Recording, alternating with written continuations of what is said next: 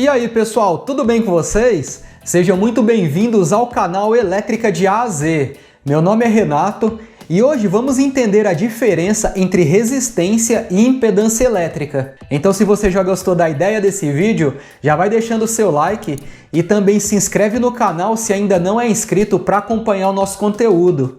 Não esquece também de ativar o sininho das notificações para vocês serem notificados quando a gente postar vídeos novos. Pessoal, essa é uma dúvida muito comum na área elétrica. Será que resistência e impedância é tudo a mesma coisa?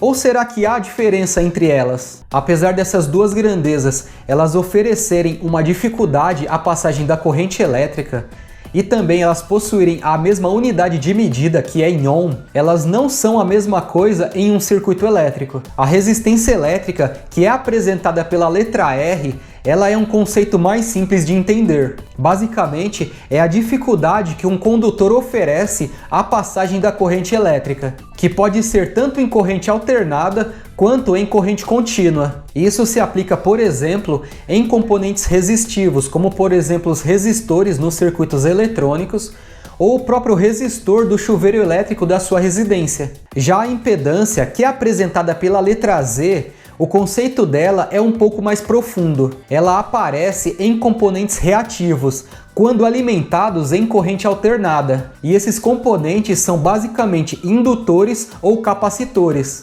A impedância é a soma vetorial da resistência e da reatância de um componente. Isso porque a reatância, ela também oferece uma dificuldade à passagem da corrente elétrica, tanto nos indutores quanto nos capacitores. Um detalhe importante é que a impedância ela só irá aparecer em indutores ou capacitores que sejam alimentados com corrente alternada, porque tanto a reatância indutiva quanto a reatância capacitiva, elas estão associadas à frequência da corrente alternada. E essas reatâncias, elas podem ser calculadas com as seguintes equações. A reatância capacitiva é igual a 1 dividido por 2 vezes π, vezes a frequência e multiplicado pela capacitância.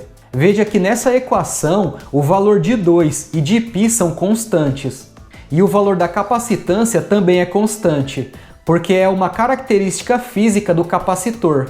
Já a frequência pode ser alterada, e caso não haja frequência, que é o caso da corrente contínua, esse valor será zero e toda a parte de baixo da equação será zero.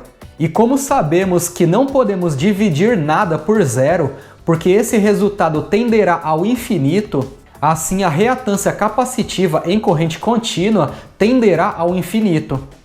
Para a reatância indutiva, o conceito é o inverso. A equação é a multiplicação de 2 vezes π vezes a frequência e multiplicado pela indutância. Esses três itens da equação também são constantes.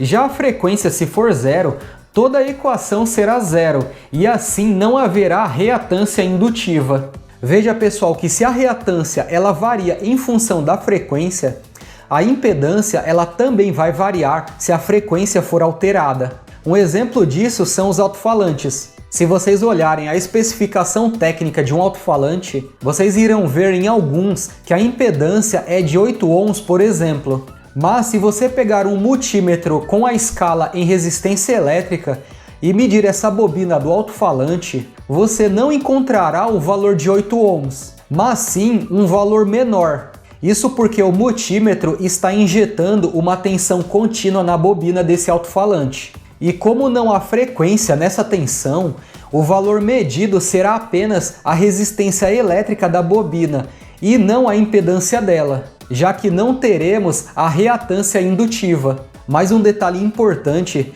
é que em um circuito puramente resistivo ligado em corrente alternada, o valor da impedância será o mesmo da resistência. Isso porque tanto a tensão quanto a corrente elas estarão em fase, já que não haverá reatância indutiva nem reatância capacitiva nesse circuito. Pessoal, eu espero que vocês tenham entendido essa diferença entre resistência e impedância num circuito elétrico. Deixa nos comentários dúvidas ou sugestões que vocês tenham também. Aqui do lado eu tô deixando mais 2 vídeos como recomendação para vocês assistirem também. Se você gostou do que foi passado aqui, já deixa o seu like.